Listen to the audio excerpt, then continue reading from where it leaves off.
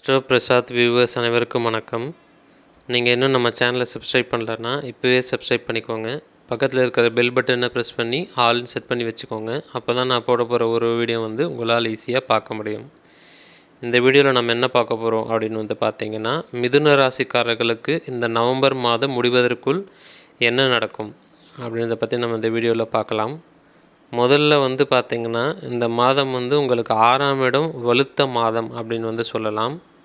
மிதுன ராசிக்காரர்களை பொறுத்த வரைக்கும் இந்த நவம்பர் மாதம் ஏதோ ஒரு ஹாஸ்பிட்டல் செலவு, இல்லை நோய் சம்மந்தப்பட்ட விஷயங்கள், இல்லைனா கடன் பிரச்சனையில் மாட்டிக்கிறது, இல்லைனா எதிரிகள் யாராவது உங்களை டார்ச்சர் பண்ணக்கூடிய விஷயங்கள். ஸோ இந்த மாதிரி ஏதாவது ஒன்று இருக்கும்.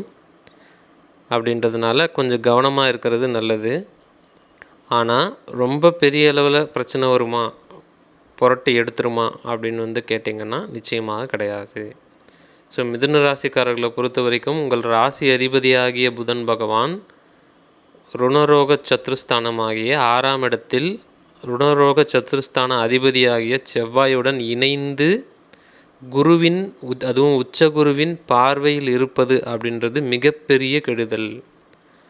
ஆனால் அந்த மிகப்பெரிய கெடுதல் முழுமையாக நடைபெறாது.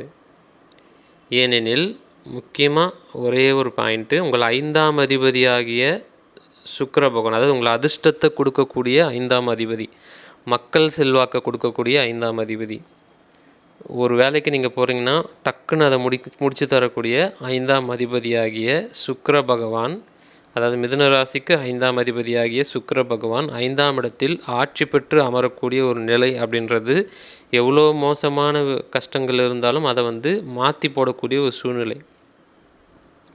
எப்பயுமே ஒரு விஷயம் நல்லா சொல்கிறேன், கேட்டுக்கோங்க.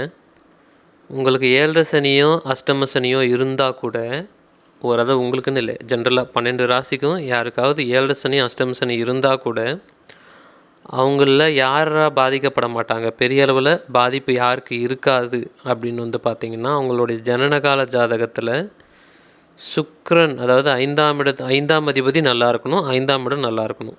5ஆம் இடத்துல குரு சுக்கிர தொடர்புகளோட உங்கள் ஜாதகத்தில் இருக்குது அப்படின்னா அவங்களுக்கு 7.5 சனியும் ஒன்றும் செய்யாது, அஷ்டம சனியும் ஒன்றும் செய்யாது. ஒரு பேருக்கு 20% கெடுதல் செய்யும், அவ்வளோதான்.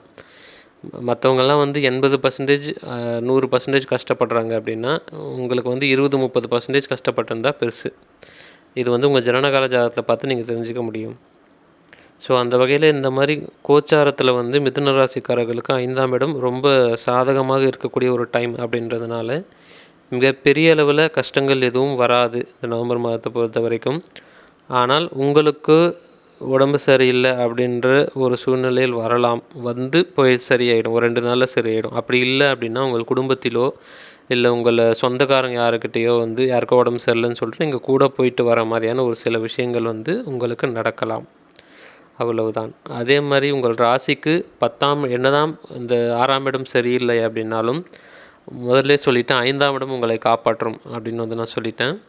அடுத்தது 10ஆம் இடத்தில் ராகு இருப்பது, அதாவது 9ஆம் இடத்தில் ராகு இருப்பதும் 10ஆம் இடத்தில் சனி இருப்பதும் மிகப்பெரிய அளவில் மிதுன ராசிக்காரர்களுக்கு நன்மை செய்யக்கூடிய ஒரு அமைப்பு அப்படின்றதுனால பெரிய கெடுதல்கள் எதுவும் வராது, ஃபினான்ஷியல் ப்ராப்ளமும் இருக்காது.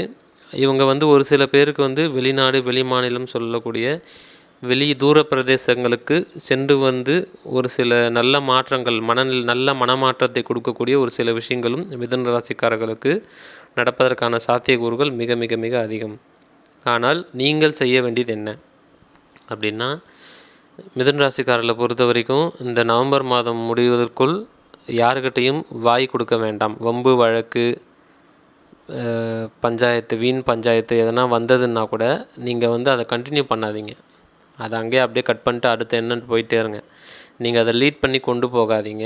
ஏன்னா இந்த மாதத்தை பொறுத்த வரைக்கும் என்னதான் இருந்தாலும் 6ஆம் இடம் வலு, அது பெரிய அளவில் உங்களை போட்டு படுத்து எடுக்காது.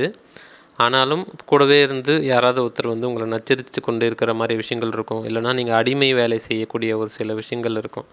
நீங்கள் தான் செஞ்சாகணும் அதை அப்படின்ற மாதிரியான ஒரு சில விஷயத்தில் தள்ளக்கூடிய வாய்ப்புகள் இருக்கிறதுனால கொஞ்சம் சிந்தித்து எந்த ஒரு விஷயத்துக்கும் ரெஸ்பான்ஸ் பண்ணாமல் இருந்தீங்க அப்படின்னாவே அந்த கெடுதல்களை விட்டுட்டு நன்மைகளை மட்டுமே அனுபவித்து தப்பித்து கொள்ளக்கூடிய ஒரு நல்ல சூழ்நிலை அப்படின்றது நீங்கள் அதாவது விதியை மதியால் வெல்வது என்பது இதுதான். ஸோ இதை ஃபாலோ பண்ணிக்கோங்க. இந்த நவம்பர் மாதம் உங்களுக்கு நல்ல மாதமாகவே இருக்கும். இந்த நவம்பர் மாதம் முடிவதற்குள் மிகப்பெரிய அளவில் பொருளாதார முன்னேற்றமும் மிதுன ராசிக்காரர்களுக்கு நிச்சயமாக உண்டு. சப்ஸ்கிரைப் பண்ணாமல் பார்க்குற நண்பர்கள் சப்ஸ்கிரைப் பண்ணிக்கோங்க. ஜாதகம் பார்க்க விருப்பப்படுறவங்க ஸ்க்ரீனில் தெரிய நம்பருக்கு வாட்ஸ்அப் பண்ணுங்கள்.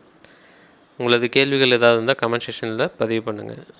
இந்த வீடியோ உங்கள் நண்பர்கள் அனைவருக்கும் ஷேர் பண்ணுங்கள். நன்றி.